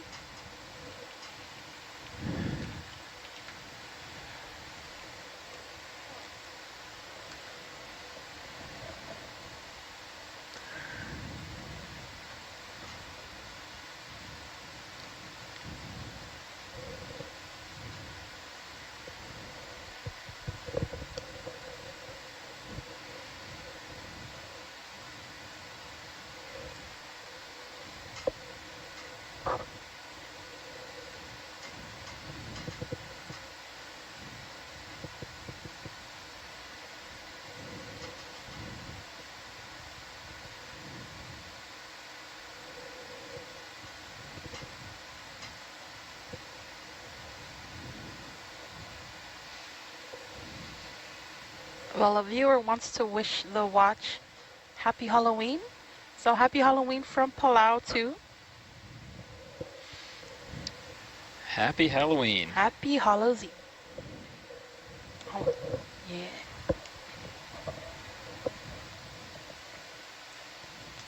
Am I the only one in costume in the control van right now? Yeah. Oh, Oh, no. Max. No, it's you and Max. We've got Oh, an and alien Gabby. hunter up Oh, front, perfect. Ripley, and got Pikachu, and yeah, Got banana. banana. Are you a banana there, Max? I am a banana. Yeah, nice. I wish I brought my costume. Oh gosh. Mine is borrowed. Borrowed? Apparently this is a Nautilus tradition that has been a part of the vessel for many years. It might be my initiation, I think. Yeah. yeah, that sounds right. No, it's not that easy. Be afraid. So ominous. What happened to you, Derek? We'll talk about it. Go for Zoom. Yeah, Noelle's going to have to lead an expedition. That's going to be the initiation. All good. Thank you. That's, is it? I thought the others had two. Yeah, okay. Yeah, it's So they're really just really clean. They don't have anything living on their stocks. they're very pretty. Okay, go wide. There's so many crinoids at this site already. Yeah, tons of the yellow ones. Yeah. I mean, there's like at least 5 or 6 in the field of view right now. I wish they would move, though. Yeah, I know. We've been talking them up. Well, you know, we could try to nudge one and see if it'd go up in the water. We'll scare one at one point without even meaning to, I think. Okay. What is that right there? I know, I'm with you. I want to know too. Go for Zoom. Oh, it's a Crinoid? It's a brittle star? No. Brittle star? No. No? It's I think it's another kind of crinoid, but we got to zoom in just a little bit more. Okay. Go for Zoom. Yeah, keep going.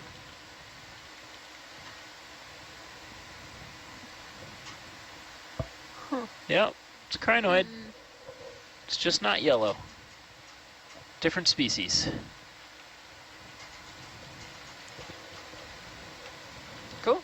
Okay, go on.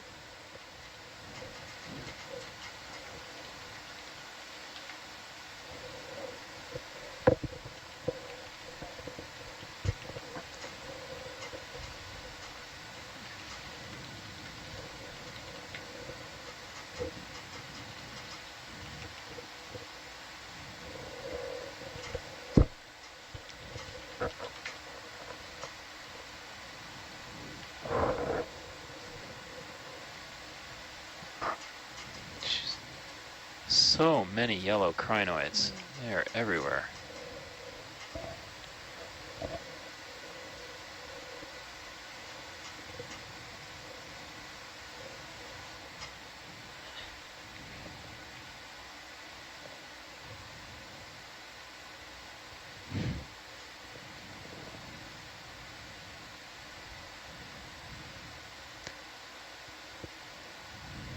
Do you tend to find any habitat differences between the stalked and the free-swimming crinoids? Like, is it unusual that you would have both just kind of dominating this landscape right here? I'm not sure. That it is a really good question. I think very often, like you'll see the like the little yellow, the non-stalked crinoids just stuck on the sides of sponges and sponge gardens and things like that, and then you don't see as many stalked crinoids around. Is this another? Oh, this is a Brisingid sea star, I think. Wow. So this is a sea star that has adopted a very crinoid-like lifestyle. This guy's actually growing back a couple of arms. He's got mini arms. That's wild. But these guys have the same sorts of appendages the crinoids do. Filter feeders. That's cool. Great. Bridge nav. What's that little in your lower corner? Oh, I see what you're looking at. You do 30 meters. What do you guys The little have? red thing? That's like really Ooh, cute. we got a hermit crab. Yeah. Hermit crab Push in or a homolid crab with an anemone. But there's an anemone on that thing's back. We are all zoomed in. Go wide.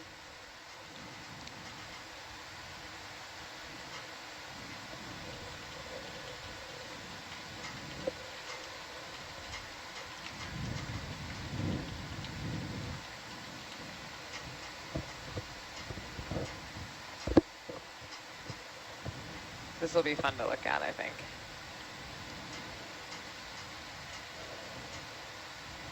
Okay, go for zoom. Just go right into it.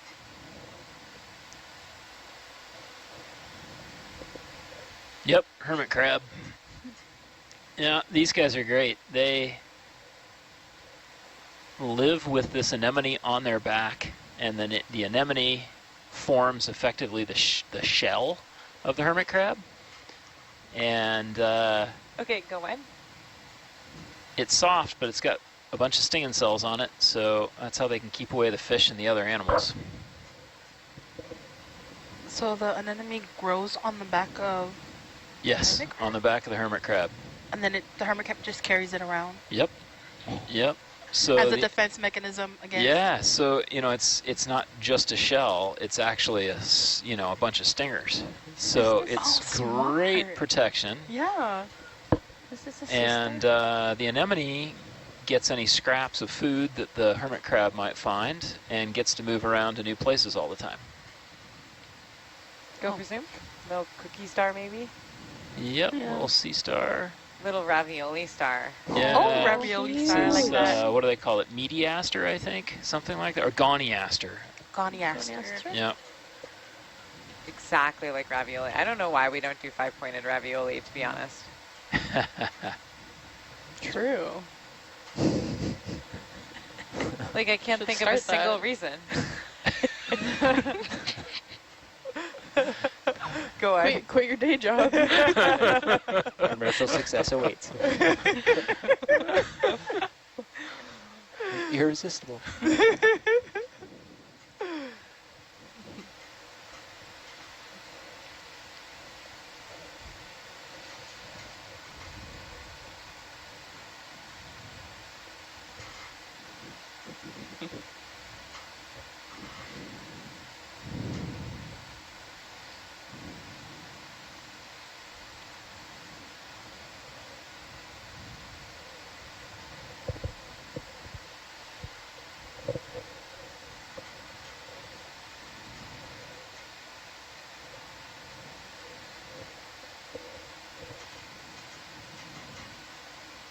Go for zoom.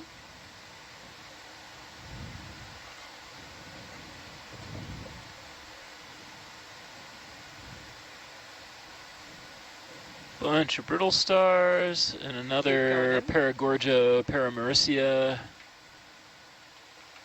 coral there, bright red.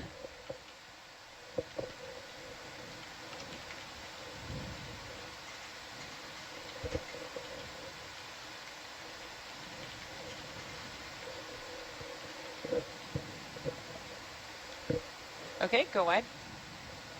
Go wide. Oh, I just got a blast of cold air. Yeah, it is very cold tonight. How are gauges looking? Gauges are good. Sweet.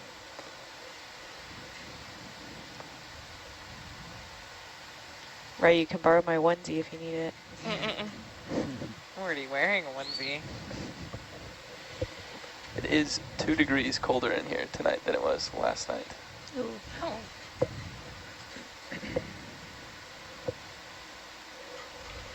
Yeah, because I'm wearing exactly the same thing I was wearing yesterday, and I'm colder.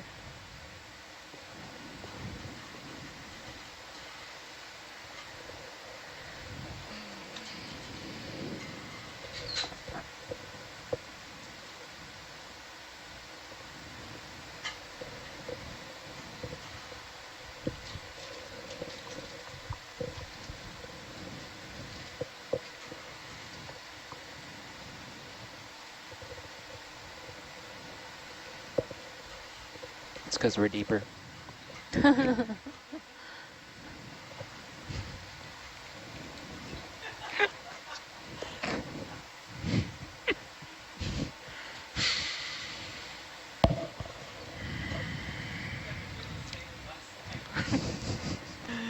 was around 2 degrees last night too. We need one of those like sound effects. Whoa, we definitely need sound effect buttons. Yeah. We would lose that privilege. Yeah, that would be really good. That would be so fun though.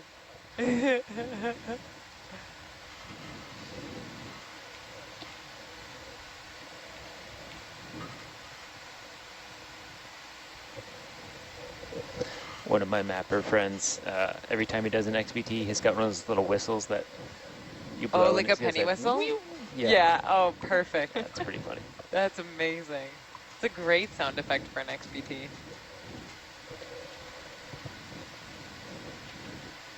Go wide?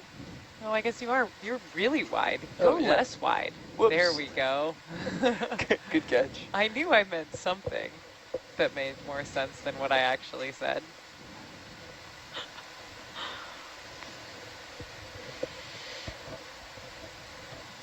Yeah, gotcha. Go for zoom.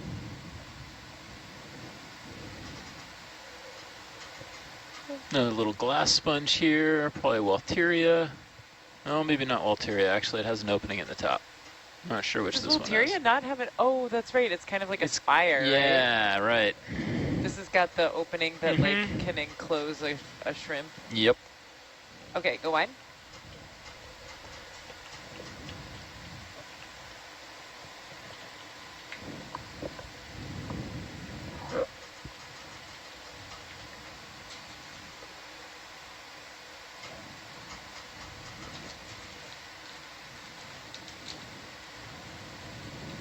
Bridge now.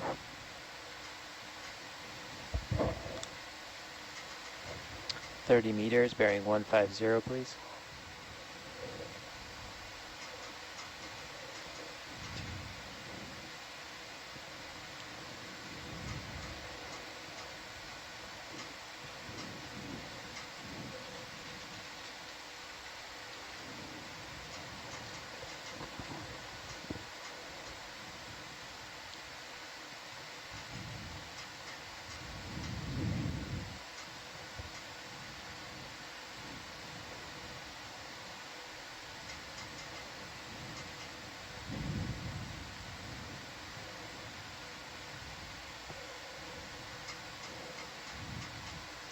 Oh, let's check out this big rock on the right. Okay. May have just, oh yeah, okay, it's just another red crinoid.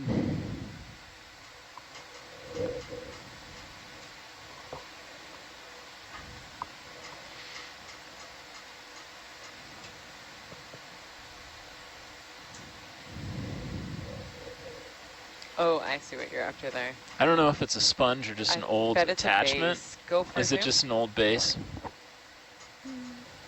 Yep, that's all it is. Okay. Okay, go wide.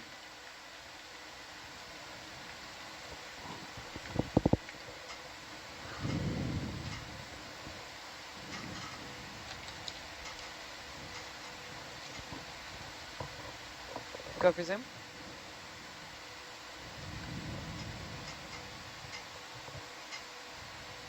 Oh yeah, just another crinoid.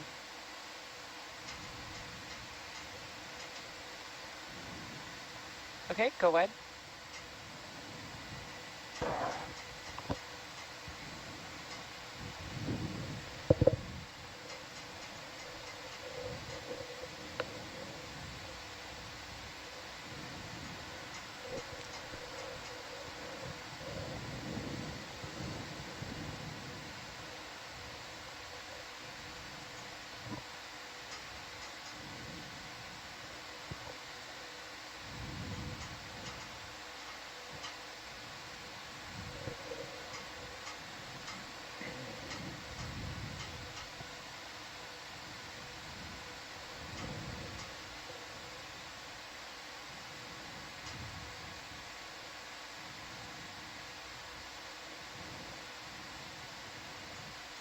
Jeff, is there anything specific we're looking for right now? Not anything specific. We're just slowly making our way uphill, and getting an idea of what lives here. It's we've seen a lot of the same things at this point. Okay. But you never know when we will transition into the next little sort of microhabitat. So we shall see.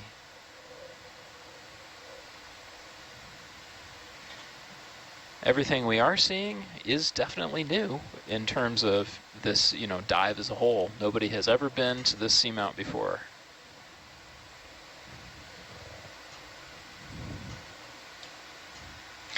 It's always interesting too. We go to these seamounts and we dive, and we typically have enough time to dive on it one time, and we get to see a section of that underwater mountain, but we have no idea whether what we see here is going to be the same on the other side of the mountain. Yep. And so often I would love to go back and do more, even on the same, on the same feature that we've been on, the same mountain. There's a scientist in Hawaii who actually has spent some time trying to understand how the communities of organisms change from one side to another.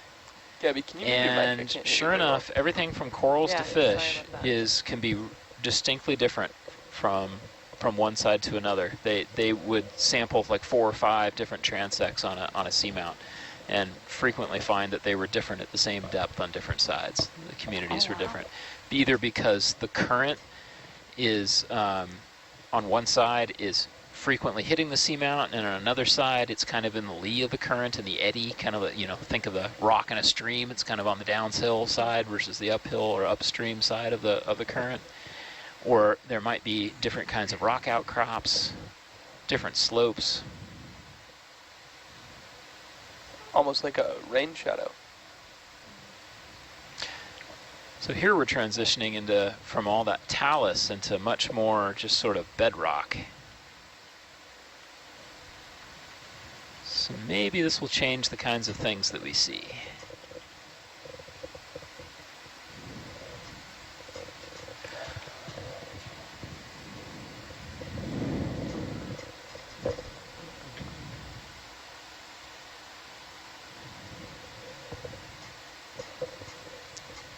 Yeah, Jeff, and to your point about that kind of spatial variation that we look for, I feel like with this exploratory type of work, we also, it's just a snapshot in time too, and we don't always have the chance to visit these places again, at least in any kind of near time scale. And but yeah, I think that's what makes this so important too, is just getting that baseline snapshot.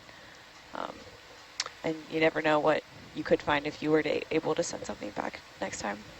Yep, absolutely. We need to see all these habitats now. The world is changing. There's natural changes. There's anthropogenic changes. And yeah, it's really important. If we had all the time and money in the world,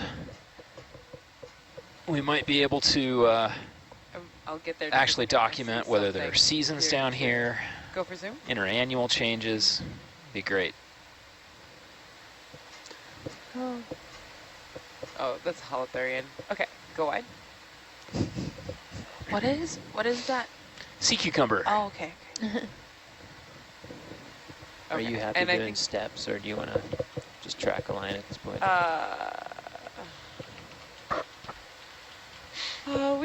Let's keep steps if it's not driving you absolutely No, it's fine bonkers. with me.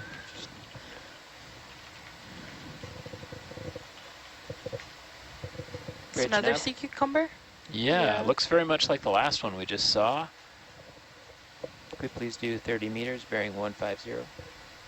Can we zoom on the sea cucumber real quick? Go for zoom.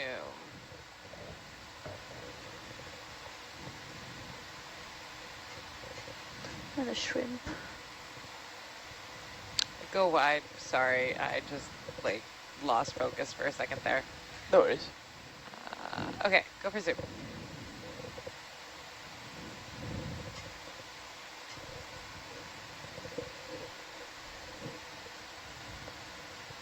Okay, I'm trying to look at some of our animal guys, figure out which one this is. Doesn't really look like an elpidid, which are some of the more common guys here.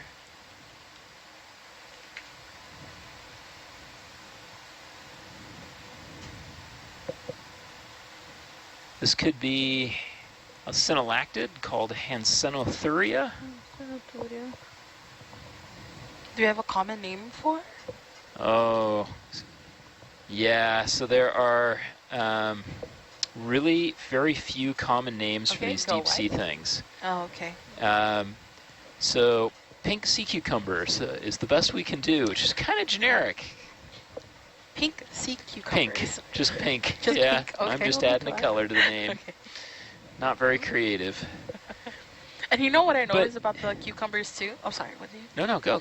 Is that they're transparent. So it's very different from the shallow ones that, you know, it's. But over here, I noticed that they're all, you can kind of see the insides. Like why is that?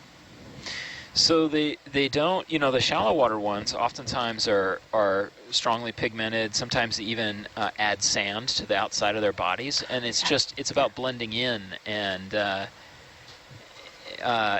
you know, if you've got a lot of animals around you that can see really well, then you need to blend into the background. So they do that. But down here, nobody's actually looking for them. They may find them by using smell or other things, but they're not actually looking for them. So they frequently just don't have a lot of colors, pigments in their bodies, and so they end up kind of this translucent color, and you can see right into their guts. So color at this depth, it doesn't really matter? Doesn't matter. Yeah. Go for zoom. So why they end up pink, I'm not sure. But we see them, and they'll just be clear, just totally clear, just white, kind of translucent, and go ahead. sometimes pink or purple. It's like a ghost sea cucumber.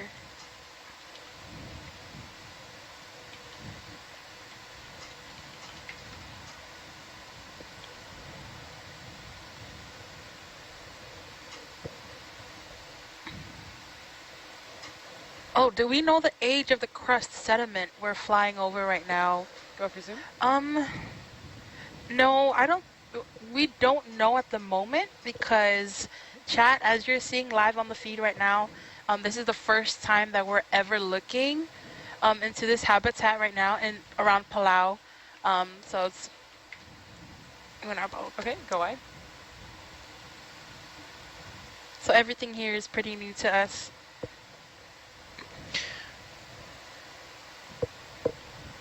Hopefully we've collected one rock already on this dive, and as we get closer up the slope towards waypoint 6, we'll try to collect another rock, and that will enable geologists after the cruise to date these think it was a rocks flatfish? and tell us, Okay, sort of too. answer that question that you've got, but we just can't answer it right now. I also was like, is that just a really big octopus? No, it's just a funny rock. A rocktopus. A rocktopus. It was right there.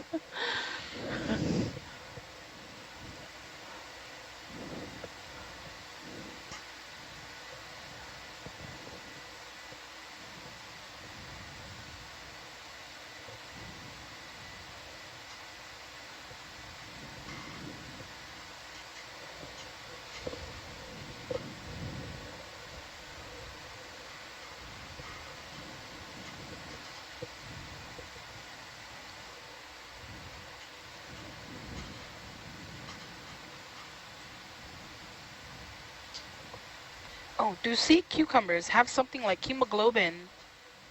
That's a great question. They don't actually. That's what we would call an oxygen transport protein, and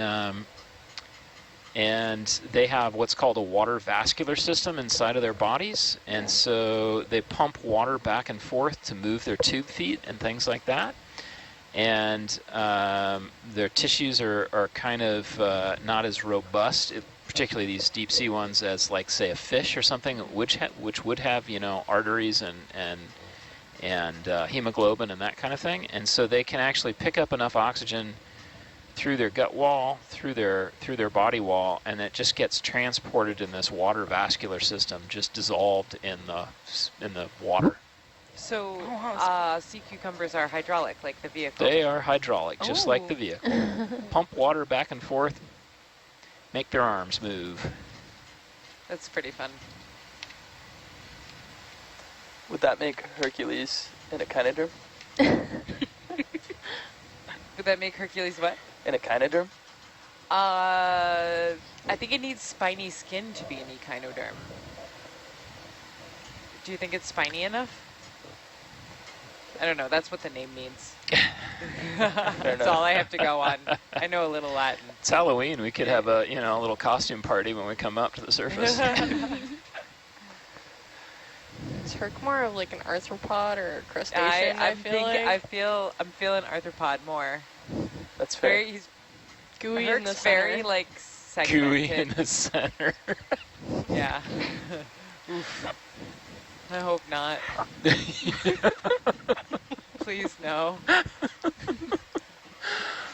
I don't do well with squishy things. That's why I do robots.